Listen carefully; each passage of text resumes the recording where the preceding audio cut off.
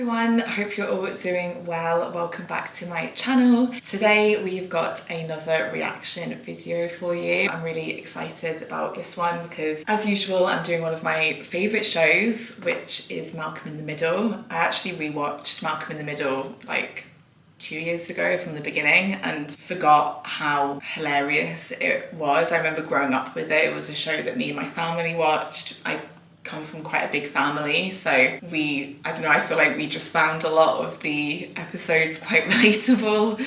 I think my parents found quite a lot of the episodes relatable, and I think it's on Disney Plus, so I rewatched it a couple of years ago and it's so funny. So I wanted to definitely do a reaction video today because I remembered that there's definitely an episode where I think it's some of the kids or all of the kids go to therapy with their parents or just with the dad. I genuinely can't remember, so it's kind of a part blind reaction. I have seen it before, but years ago. So that's what we're going to be doing today. If you like this video, please like it, especially if you're a fan of Malcolm in the Middle. Please subscribe to my channel because I do reaction videos like this. I do breakdowns of TV shows. I do educational videos as well, vlogs, all kinds of different things. Got lots of plans for this channel, so please subscribe if you're interested in all of that. Please follow me on Instagram as well. All links are down below. And yeah, let's get started with the reaction then. Let's not waste any more time. I've gotten this far in my life without anyone giving me any credit, so why should I expect anything different now? Yeah, the guy who leaves thumbtacks on the toilet seat is so misunderstood. Please remember the ground. There's no one that taught me my name in French was Latrine. Don't interrupt. Right, I'm stopping it already. I know it's probably very annoying, but I'm laughing already because I'm remembering that when I was younger, I used to like love Reese. Reese was my favourite character. Obviously, please let me know who your favourite characters were. So already he's just like making me laugh so much. And this is really tricky because you've got the three of them on the sofa, because I think the context here is that they argue all the time and they're driving their parents mad, so they need like a mediator and a therapist to like break down what's actually going on. But the problem is containing that. So in family therapy and in couples therapy, there has to be ground rules. There has to be like boundaries in place around, you know, letting each person have their turn to speak, not interrupting. And straight away with this clip, that's kind of all gone.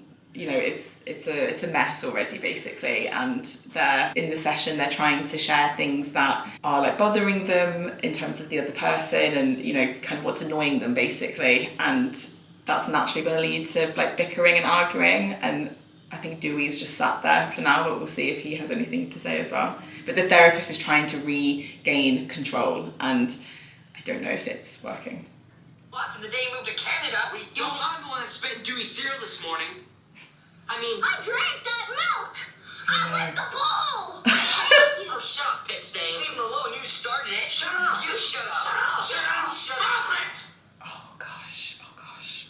This is not how therapy works. You are going to respect each other, and damn it, you are going to respect me. You're gonna behave, and we are gonna continue with this session. Understood? Oh, he's lost it. He's just lost it. I can understand why everyone's shouting.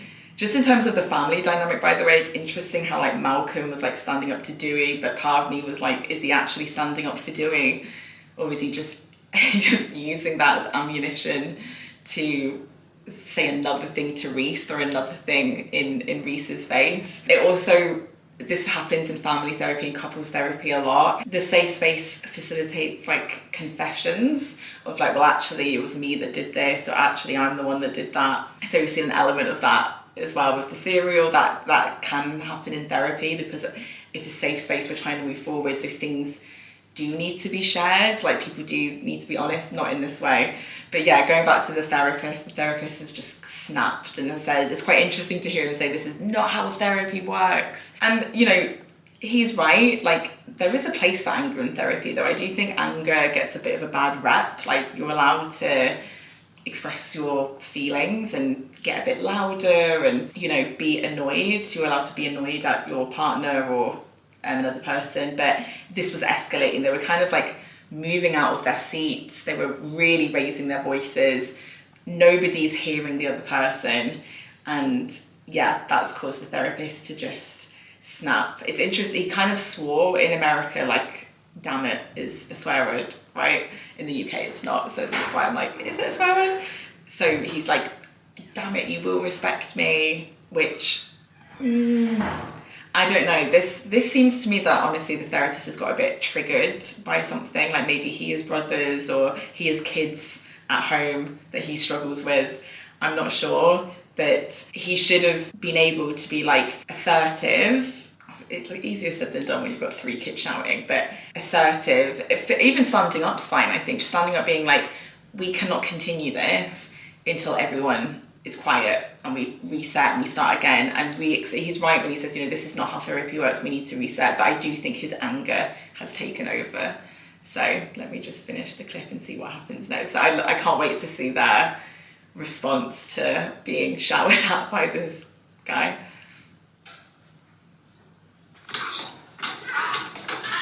Oh my god, I didn't think it was going to be that they would...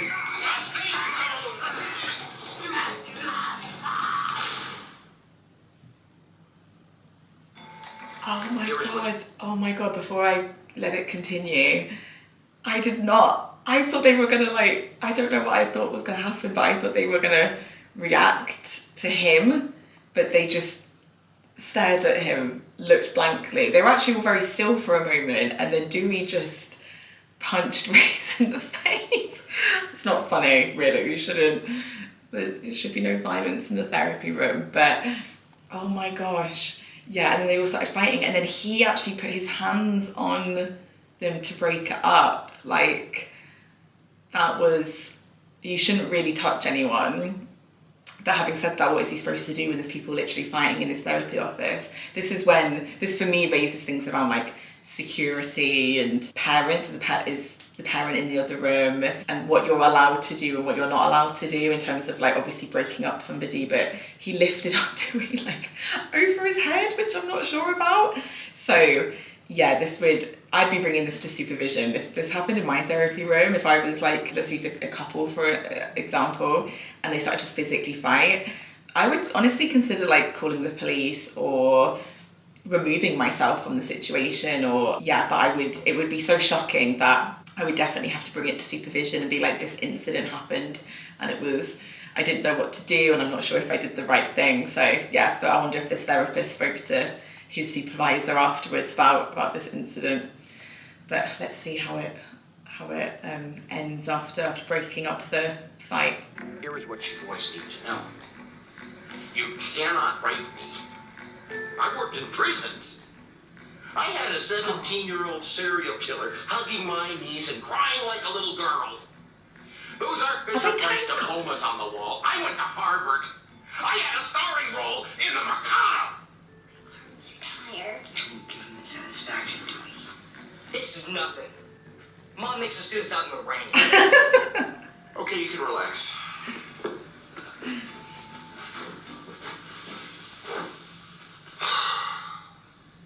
All right, let's try this. Oh, that's it. So we're resetting. I'll probably need to do a part 2 then, because if the therapy session continues, I didn't realise that I didn't know how long this clip was, if I'm being completely honest. So I'll do a part 2, I think. But that was, yeah. I mentioned about the therapist being triggered in some way. More than that, I think I was actually kind of wrong with that. I think it was more that this is just not how he operates. He worked in prisons. He clearly has a particular style of therapy, quite like a militant style, if you'd even call it a style of therapy. It seems more like rehabilitation. Yeah, I don't know. Ironically, it probably is needed with the boys, because obviously they aren't out of control and they're fighting. But I'm not sure, obviously, ethically you can't make the children that you're working with or anyone that you're working with sit in the middle of the room with their arms in the air in a particular position just to like gain respect. And he really made the session all about him. Like, he was going on about how he went to Harvard and how he worked in a prison, like disclosing so much about himself, and almost like he couldn't believe that he nearly got broke. He's clearly somebody that's very militant, very keeps it together, strong-willed, but the boys, as they do, broke him, and he just is like, this isn't happening, not on my watch, because I'm A, B, C, and D, and giving a big spiel about who he is, which in therapy you do not do. You do not make it about yourself. You do not rant and rave about how you're entitled to respect and the people that you've been able to work with before that are worse, so this shouldn't be a problem, and all that stuff that he was saying. None of that is relevant to a therapy session. But let's face it, the therapy was over at that point. There was no therapy in that clip whatsoever. Maybe there is afterwards, I don't know. But the other thing that I wanted to say was, in their having to kind of put the arms up in the air, they clearly like reconnected, as in the three boys did, because obviously Dewey is like, I'm getting tired, and they're like supporting him, like, don't give him the satisfaction. So it kind of brought them closer together. So that's another reason why I'm intrigued to know what happens after this. But yeah, so much wrong with this clip, so much wrong in terms of the behaviour of the client and the behaviour of the therapist. There is a mutual respect that needs to be there. There needs to be boundaries in place, again, on both sides. This is the kind of thing that's all in the contract, that's all kind of well established ahead of time in terms of what will be tolerated, what is acceptable, what isn't acceptable, in what situations can a session be completely terminated. And my kind of closing thought is that this session should have been terminated. He should have just said, I'm going to have to end the session because things that aren't being respected, especially after he tried to intervene and they were getting louder and louder. The session should have been ended, parents should have been called, and then that's it. Perhaps try again another time, or recontracting, saying like, the reason I had to terminate the session was because this wasn't respected.